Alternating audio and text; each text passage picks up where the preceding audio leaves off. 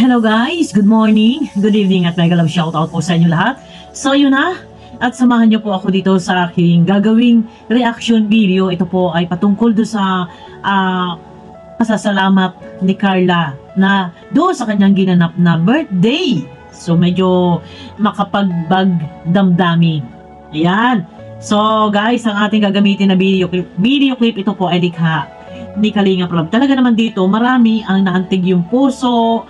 Pati naman ako ay medyo naantig din. Medyo naluha ng kaunti at medyo talagang yung pasasalamat niya ay nang dahil sa Kalinga na nababago po yung kanilang buhay. Pero bago yan guys, no?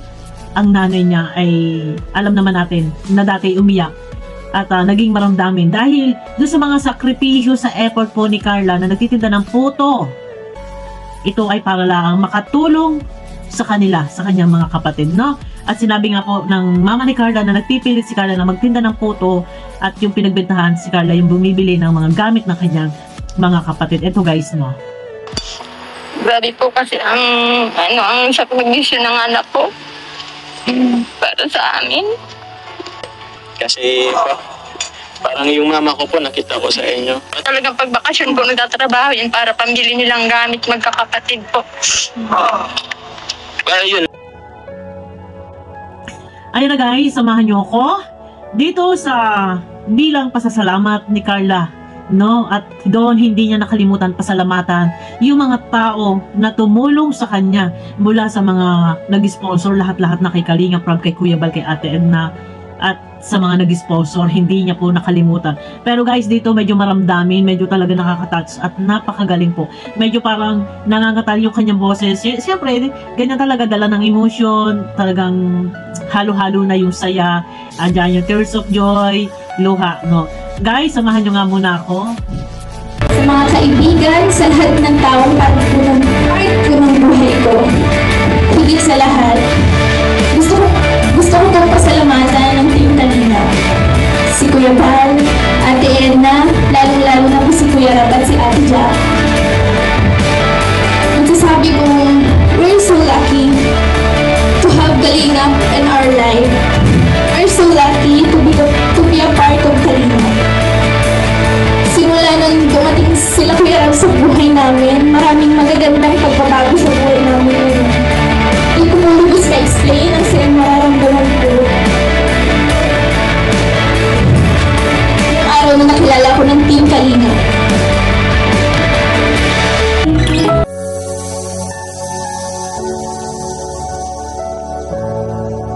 So yun na guys, nakikita nyo, medyo parang gumagaralgal yung boses ni Carla. Siyempre, naghalo-halo na yung kanyang emotion dyan.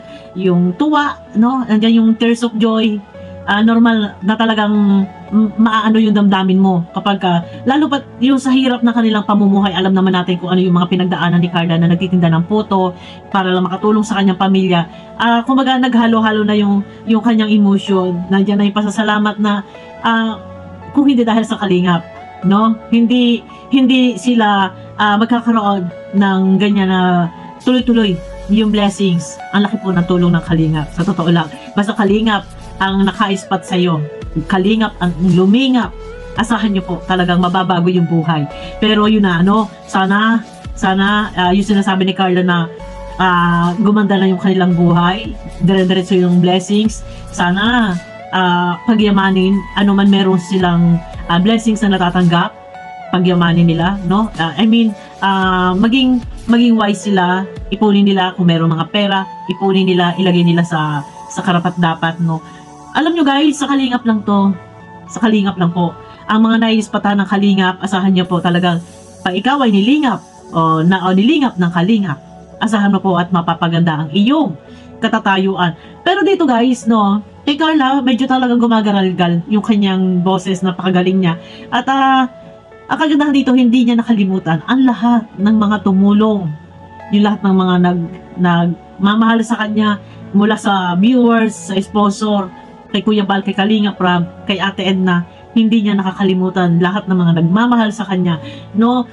Ito, sana marami na yung mga may mga natulungan, mga nagbago, na iba yung ugali, minsan nadala ng mga sulsul ng iba. Sana kay Carla wag siyang magbabago. At yun na, 18 years old na siya.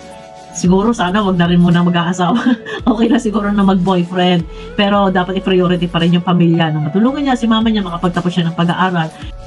Wag magbabago. Meron kasing iba na medyo iba pagka nakalasap na nakaginhawaan, tapos merong mga kumukontak na sa kanila, merong mga ano sa kanila, nag-iiba yung pag-uugali, medyo parang iba na, hindi kagaya nung dati na paiyak-iyak, tapos ngayon medyo talagang parang hindi mo na ma-reach, palibhasa yung reach na.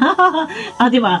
Yung kay Carla, ayan, ang dami nagmamahal kay Carla. Sa totoo lang, ang dami nagmamahal kay Carla kasi unang-una sa kanyang pinakita din na asal, napakabait, na merong siyang taglay na may pagkasinauna, yung sabihin na natin may pagka Maria Clara, mahiyain, napaka-smooth spoken, hindi siya yung ganun ka prank, I mean, pagka kinausap agad, parang wala na, diretsohan na, taas noon na, siya po, sana permis ka lang din, nagbabaw at nahihiya, no? Yung iba kasi, parang wala nang hiya.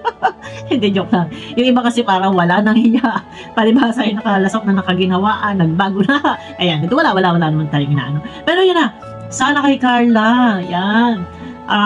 Stay humble lang, no?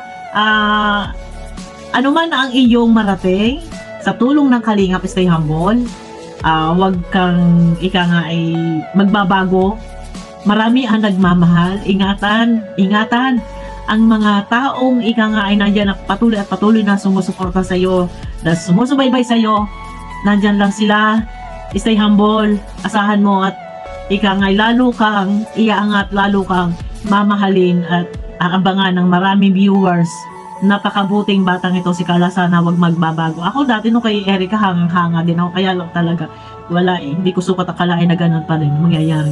Pero ayun na, napakagaling at napakaganda ng pasasalamat ni Carla, medyo maramdamin.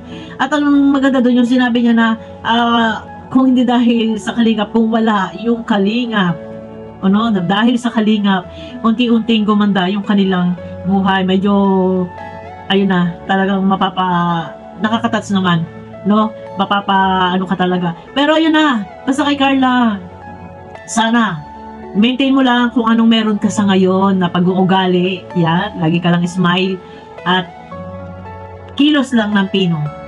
Yan, alam ko mapino, alam ko may pagka Maria Clara. I mean, huwag kang alam nyo na yan.